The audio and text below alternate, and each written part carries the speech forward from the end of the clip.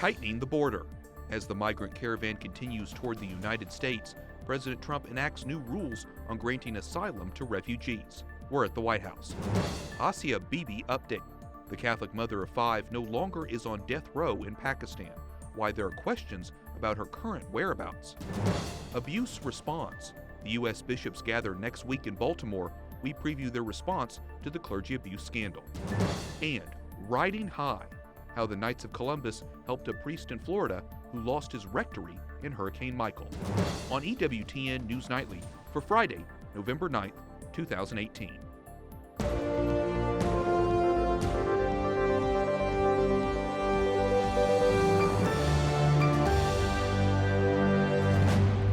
Good evening from Washington, D.C., and thank you for joining us for News from a Catholic Perspective. I'm Wyatt Goolsby, in for Lauren Ashburn. President Trump is using extraordinary national security powers to deny asylum to migrants who enter the country illegally. He wants to tighten border security as a caravan of Central Americans are slowly approaching the U.S. The move is already being challenged legally. White House correspondent Mark Irons reports. Good evening, Mark. Good evening, Wyatt. President Trump is issuing a proclamation to bypass current laws that allow anyone to apply for asylum protections. And the president says a booming U.S. economy needs more people to fill jobs, but migrants arriving have to have merit. We want people to come into our country, but they have to come into our country legally. The president this morning, after signing a proclamation administration officials say will go into effect on Saturday. Until now, the law allowed migrants to cross anywhere along nearly 2,000 miles of U.S. border and still make a legitimate claim to asylum. But President Trump wants to make sure they only enter at legal points along the southern border. People can come in, but they have to come in through the ports of entry. The American Civil Liberties Union has filed a legal challenge to the president's order. Trump administration officials say the measures are in effect for at least 3 months, but could be extended. The president is taking the action after his promise to crack down on a caravan of migrants still hundreds of miles from the U.S. border. This Honduran woman says people can't find jobs in her country, so they migrate. She says she hopes President Trump changes his mind because God makes all things possible. Looking ahead to other immigration issues, the president predicts the future of a constitutional right to birthright citizenship will probably be decided at the nation's highest court. Then there's DACA, an Obama-era policy that's giving 700,000 undocumented young migrants a chance to live and work in the U.S. The president is optimistic the Supreme Court will also step in after the Ninth Circuit Court of Appeals denied his plan to end the program. So this whole thing it's a terrible thing what's happening with the courts. The DACA will now hopefully go to the Supreme Court, where we'll be given a fair decision. One prominent Catholic, Archbishop Jose Gomez of Los Angeles, has called for bipartisan legislation that would provide a clear path to citizenship for migrants protected by DACA, known as Dreamers. He also believes that bill should secure the U.S. border. Wyatt? White House correspondent Mark Irons. Thanks, Mark. The midterm elections ended Tuesday, but a couple of races are still too close to call. A winner in Arizona's hotly contested Senate race may not be declared until late next week. Democrat Kyrsten Sinema has taken a slight lead in the latest results. Pro-life Republican Martha McSally was in the lead for several days. The reason the results are taking so long, more than 1 million people voted by mail, and it takes officials longer to verify those ballots. And in Florida, razor-thin margins in races for the U.S. Senate and governor are raising the possibility of recounts. A court heard an emergency hearing in the Senate race between Democrat incumbent Bill Nelson on the right and Republican Governor Rick Scott. Scott holds a slight lead and is asking for an investigation into the voting in 2 counties. In the race to be Scott's successor, Democrat Andrew Gillum has recanted his concession speech from Tuesday night. Republican Ron DeSantis has a small lead. Join me now is Amber Athey, media and breaking news editor for The Daily Caller. Amber, welcome back to the show. Thanks for having me, Wyatt. Okay, here we go again. 18 years later, we're still talking about recounts in Florida. What's going on in Broward County, which is Democrat usually stronghold? Right. So Broward County actually has a history of this type of behavior. The current elections official, her name is Brenda Snipes, and most recently she was accused of unlawfully shredding ballots before they were supposed to be shredded, basically preventing whoever was challenging Debbie Wasserman Schultz in the last congressional race of being able to demand a recount. Now we're looking at a situation where Brenda Snipes is apparently pulling ballots out of thin air, not reporting where they came from, not telling election officials how many ballots are even left to be counted in Broward County. So the result of that emergency hearing today was that judges ruled in favor of Republican Rick Scott, saying that they have to release all the information about how many ballots remain by this evening. Wow. Okay, so we're going to continue to follow that, of course, and see what happens in Florida. Meanwhile, Republicans, of course, were able to keep control of the Senate on Tuesday. They have 51 seats. They flipped 3 seats in Indiana, Missouri, North Dakota. How much do you think them keeping control of the Senate will help with pro-life legislation? It'll help significantly, especially when it comes to appointing judges. Of course, one of the reasons that Trump was able to get a lot of these Republicans who maybe weren't thrilled with him but wanted pro-life legislation was because they knew that he would have the ability to appoint people to the Supreme Court. And they've been justified in that. He's gotten 2 Supreme Court justices. He's filled in a record number of judicial appointments throughout the country. And all of those are huge when states push through pro-life legislation and those get challenged in the courts. Having conservative judges in place is the key to making sure that those laws are upheld. Okay, so I want to switch topics and talk about a protest directed at conservative political commentator Tucker Carlson. This week, activists chanted threats in front of his house. They spray painted his driveway. I want to take a look at some of the video. It's dark, but let's just take a quick listen. We know where you sleep at night. It's pretty scary stuff. You also experienced protests, not at your home, thank goodness, but when you were speaking at American University. What do you make of all sort of these intrusive attempts to silence conservative voices in particular? Yes, in the Tucker Carlson case, I don't even want to call these activists or protesters. This is a mob, plain and simple. These are people who went to his home in the attempts to threaten and intimidate him into silence. He was not even home at the time. His wife was home alone. She was so terrified by these people knocking on her door and apparently trying to break the door down that she locked herself in the pantry and called 911 thinking that she was the victim of a home invasion. So when these people talk about protesting, what they're really doing is they're trying to prevent the other side from speaking at all rather than challenging them on the basis of their ideas. It's crazy. And it's, like I said, it's not just him. Of course, there have been other attempts that people say attempts to silence conservative voices, like on social media and stuff like that. Why do you think that is? Or do you think it's just that we're beginning to notice it more? I think that there's 2 things going on here. On one hand, these are groups that fundamentally don't believe in reasoned discourse and having dialogue with people whose views they oppose because they think that the political opponent is evil. This is the same group. This group at Tucker Carlson's house is called Smash Racism DC. They were the ones that were also responsible for chasing Ted Cruz and his wife out of the restaurant in DC. And they were also responsible in part for the inauguration protest where they were planning on shutting down the DC Metro, which is it's terrorism. It's actual terrorism. So this is a group that doesn't believe in having a conversation with people that they disagree with. They believe in silencing them entirely. So I think it has gotten more prominent in the past couple of years. This is a semi-new phenomenon, and unfortunately, everyone needs to denounce this or else it's only going to get worse. I'm sure many will. Amber Athey, Media and Breaking News Editor for the Daily Caller, thanks so much. Thank you. A wildfire in Northern California has claimed 5 lives. The blaze has destroyed hundreds of buildings, including homes, supermarkets, and schools. It also forced most of the 30,000 people in Paradise, California, to evacuate. The massive fire is now spreading to communities along the Sierra Nevada foothills. At least 20 people are dead after Islamic extremists detonate 4 car bombs in Somalia's capital. The attack on Mogadishu also injured 17 people. 3 blasts went off in front of a hotel. The 4th came when rescue personnel arrived. 4 gunmen tried to storm the hotel but were killed by security forces. A Catholic charity is dedicating an event in Venice, Italy to Asia Bibi, a Catholic woman in Pakistan acquitted after 8 years on death row for blasphemy. At a press conference today, Aid to the Church in Need announced #RedVenice will take place on November 20th. Several iconic monuments will be lit up in red, symbolizing the blood of Christians. Asia Bibi is in a secret location for her own protection. Edward Penton, Rome correspondent for EWTN's National Catholic Register, joins us. Edward, earlier this week, Italy's Deputy Prime Minister Matteo Salvini said the Italian government would do all it could to help Asia Bibi leave Pakistan. Will Italy grant her family asylum?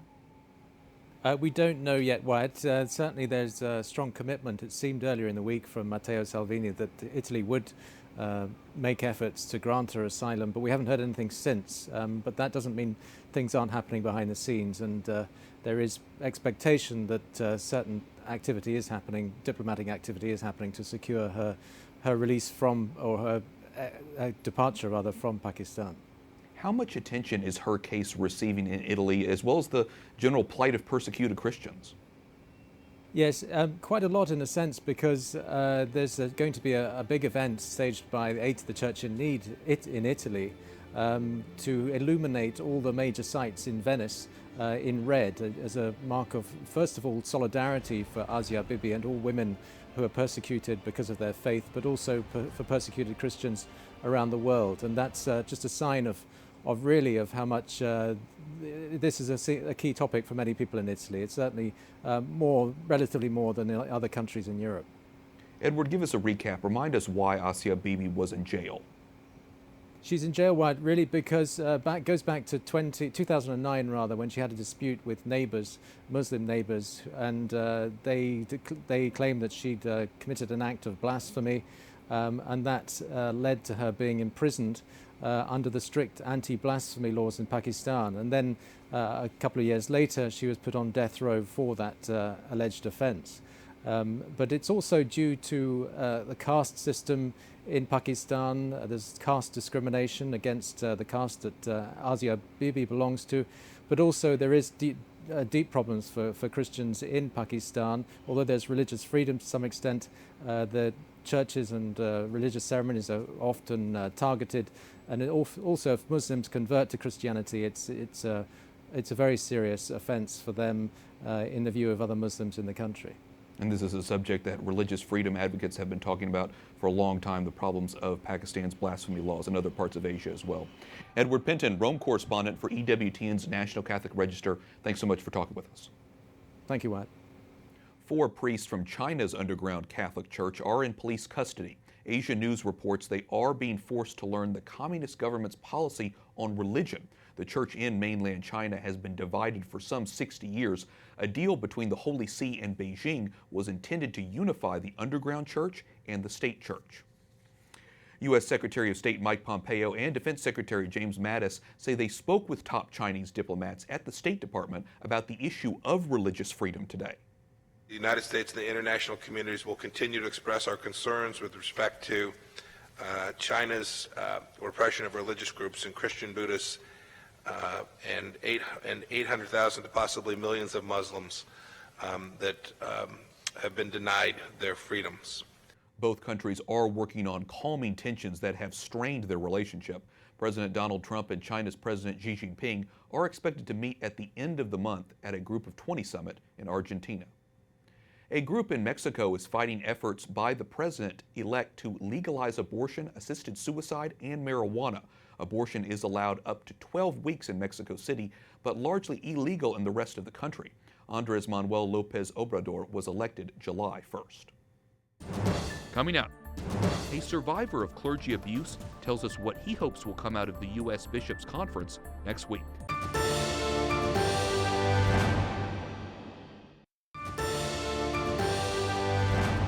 Welcome back. I'm Wyatt Goolsby, in for Lauren Ashburn.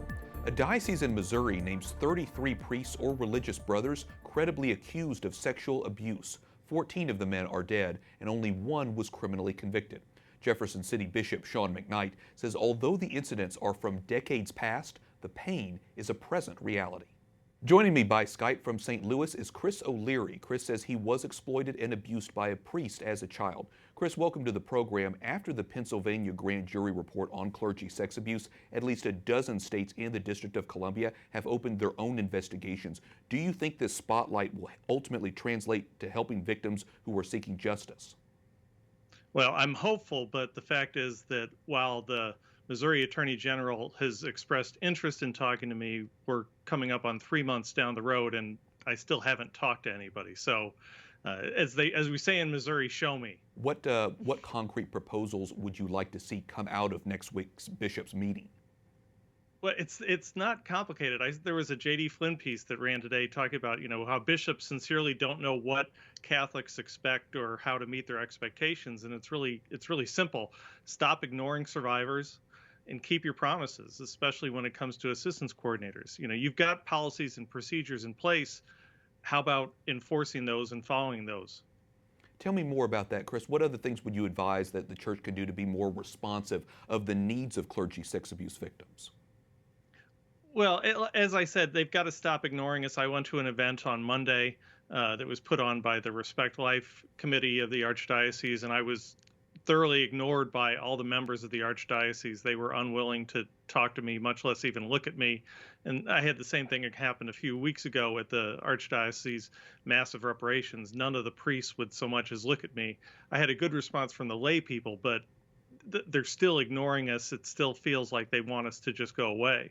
And then in terms of, the promises of USCCB, they promise assistance coordinators for survivors. But the fact is that I spent, 16 years trying to get help through an assistance coordinator and was never contacted by, put in touch with, offered the services of an assistance coordinator. Just follow up on your promises. Actually do what you said and say you're going to do. And speaking of those types of programs, Archbishop Charles Chaput of Philadelphia has set up a compensation fund available to anyone abused in the past. Other dioceses are doing the same. Do you think that's a step in the right direction, the money aspect?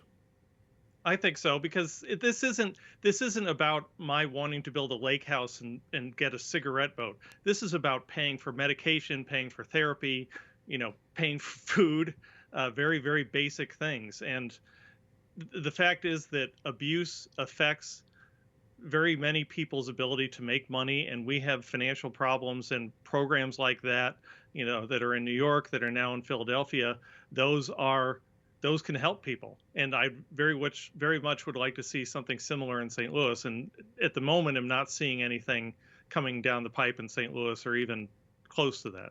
If you could deliver a message to Pope Francis and talk to him, what would you tell him? I would tell him that the church talks a good game, but the follow-up is lacking in the extreme. The policies and procedures sound great, they look great, but the implementation in St. Louis and from what I'm hearing in other parts of the country is uneven at best, if not almost completely lacking. Show me. Sure, I understand. Well, Chris O'Leary coming to us from St. Louis, thank you so much for sharing your insights with us. Thank you. 7 Catholic dioceses in Pennsylvania are also taking steps to set up those compensation funds for victims of clergy abuse. There's no mention of a total dollar amount for the funds or their maximum individual payouts. A grand jury report released in August documented decades of sexual misconduct by priests in the state. Up next, a preview on how the U.S. bishops will address clergy abuse at their meetings next week. And the Knights of Columbus give a lift to a priest in Florida.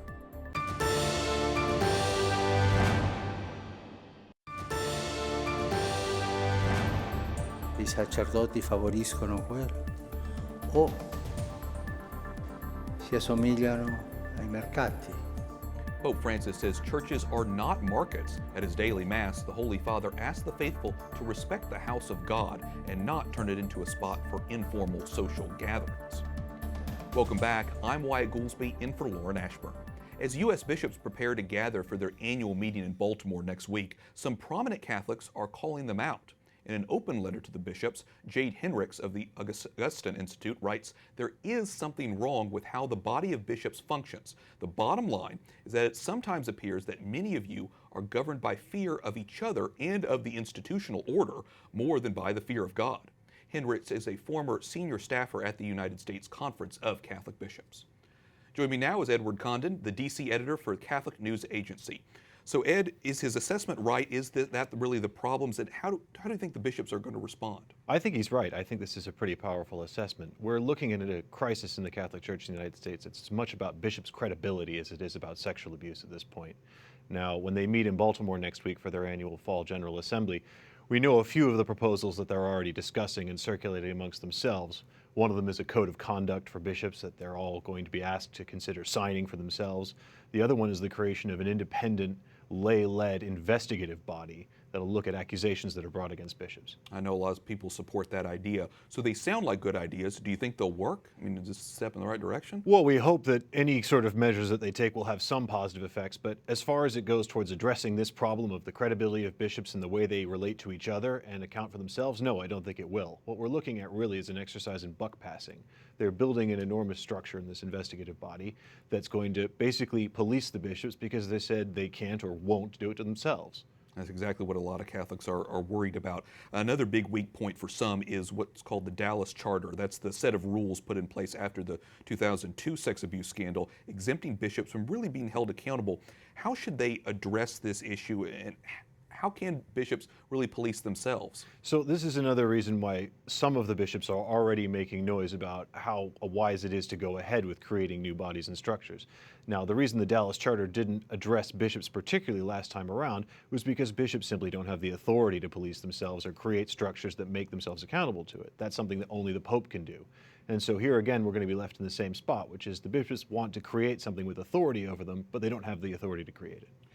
In February, Pope Francis will host all of the heads of bishops' conferences from around the world to focus on the sex abuse scandal. Holy Father has been faced criticism on his own right for this issue.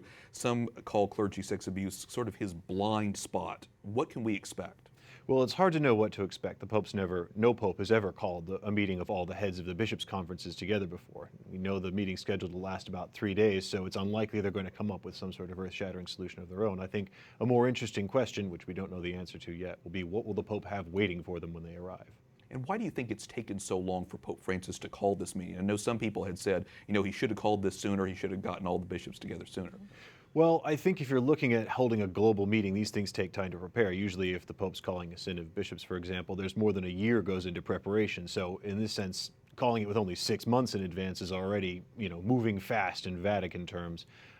As I say, it's difficult to know what we can expect out of this meeting, but hopefully at least we'll arrive at a point where there's a universal acknowledgement of the problem, because at the moment it's definitely seen as sort of a Western obsession by some dioceses, particularly in Europe. Okay, we'll be continuing to watching, and I know that you and so many of us will be covering this. Edward Condon, the Washington, D.C. editor for Catholic News Agency, thanks so much. Thanks for having me. And we will have complete coverage, as I mentioned, of the bishops' meeting next week right here on EWTN News Nightly. Ed, Jason Calvi, and I will all be reporting from Baltimore. We'll also be talking to church leaders, as well as lay Catholics who are expected to protest. And finally, this week, we told you about the Knights of Columbus reaching out to a Catholic diocese affected by Hurricane Michael. Among the donations, a recreational vehicle for a priest whose rectory was destroyed. Father Anthony Wynn had been sleeping in a school classroom with no electricity.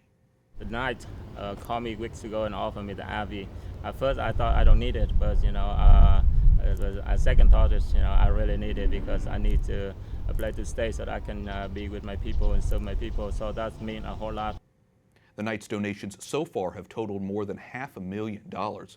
The Knights also contribute to EWTN News Nightly, and we thank them for their support. And of course, we thank you, our EWTN viewers from here in the United States and around the world. For all of us at EWTN News Nightly, we thank you for watching tonight. I'm Wyatt Goolsby. We'll be back on Monday with more news from a Catholic perspective. Good night, and God bless.